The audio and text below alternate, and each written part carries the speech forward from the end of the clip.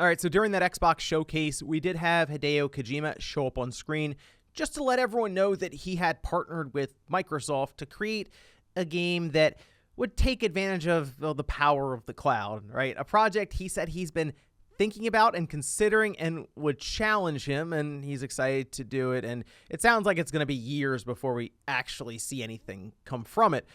But it does look like it didn't go over well with some fans online. And after it was pointed out to me, I took a look, and yes, there is actually a petition online right now for Kojima to cancel the Xbox exclusive game. And it actually got to a point now where Kojima Productions had to make a bit of a response. Guys, if you enjoy these videos, make sure you hit that like button and subscribe down below if you are new.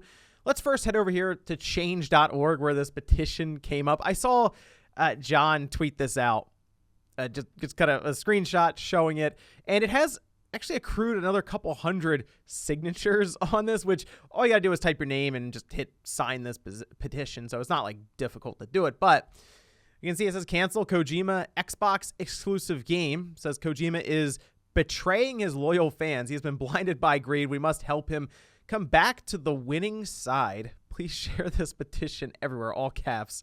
Not everyone has good enough internet to stream games. Not everyone has good enough money to buy a new console or build a new PC. Please, Kojima, don't leave us. That is quite the paragraph there.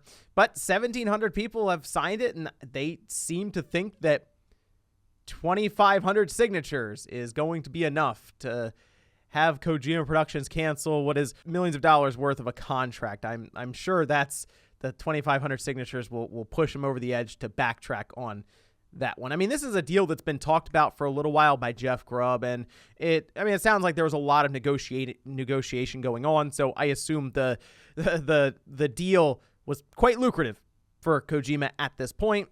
And after doing Death Stranding, let's face it, there are I'm sure a lot of publishers and now platform holders who are knocking on his door, trying to get him to bring that the Kojima factor, the weirdness factor to them. And it sounds like right now Kojima is working on a project with Sony and a project with Microsoft. The Sony project hasn't necessarily been like officially revealed, but we have heard like what Norman Reedus mention, there's Death Stranding 2 or something, and I wouldn't be surprised if he did continue that series going forward and just continue to build up that intellectual property with Sony.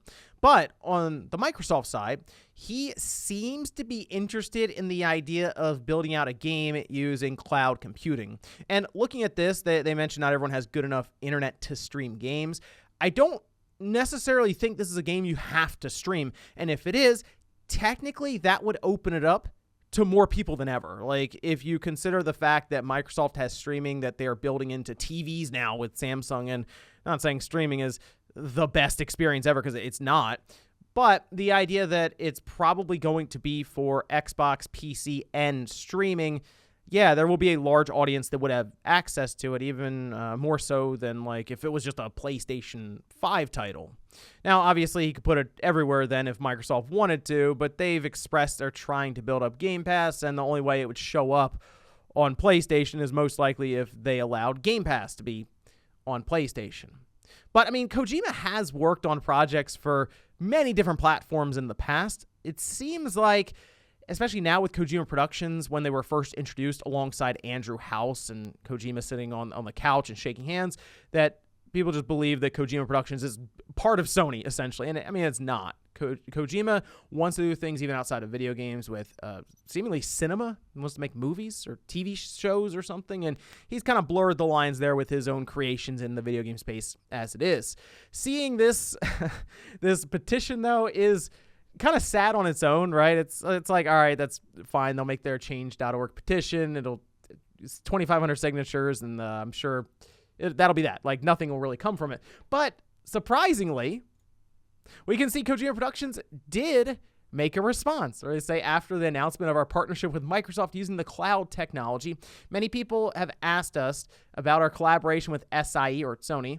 Please be assured that we continue to have a very good relationship or partnership with PlayStation as well. I think there's this thing that's like ingrained in people's minds that it has to be like one side or the other when it comes to Microsoft and Sony, even though third-party developers always like seem to try to put out games for both platforms, people really shouldn't consider Kojima Productions as just Sony. Like he made the deal with Sony initially when he went off to make his own studio because obviously they're looking for their first big project. Sony was set to fund it, and then 505 Games came in and took Death Stranding along with Kojima and published it on PC.